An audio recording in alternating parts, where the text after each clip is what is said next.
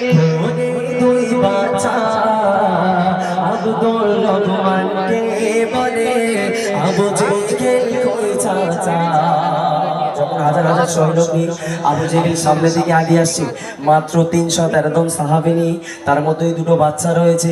আল্লাহ রাসূল সামনের দিকে যাচ্ছে, আল্লাহর কাছে দোয়া করছে, আল্লাহ জানি না কি হবে, মাত্র 300 জন আমার সাহাবা আর এতগুলো কাফেরদের দল, আল্লাহ আমি জানি না কি হবে, আমি তোমার দরবারে দুটি হাত তুলে দোয়া করি, আল্লাহ তুমি সফল করে দিও।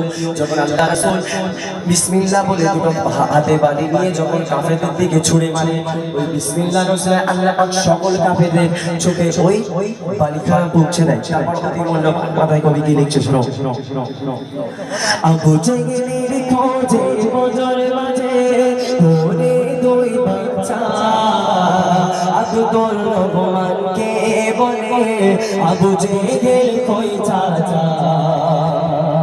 আবু জেহেলের খোঁজে বজর বাজে ধরে দুই বাচ্চা আব্দুর রহমানকে বলে আবু জেহেল কই চাচা।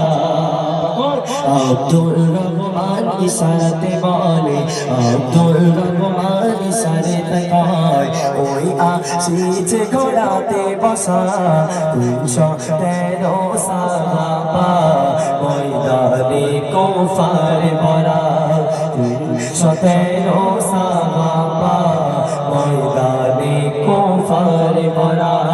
সিজদাই পড়ে মুস্তাফা, সিজদাই পড়ে মুস্তাফা, খোদার দারে করে দোয়া 313 সাহাবা ময়দানে কুফার ভরা 313 সাহাবা ময়দানে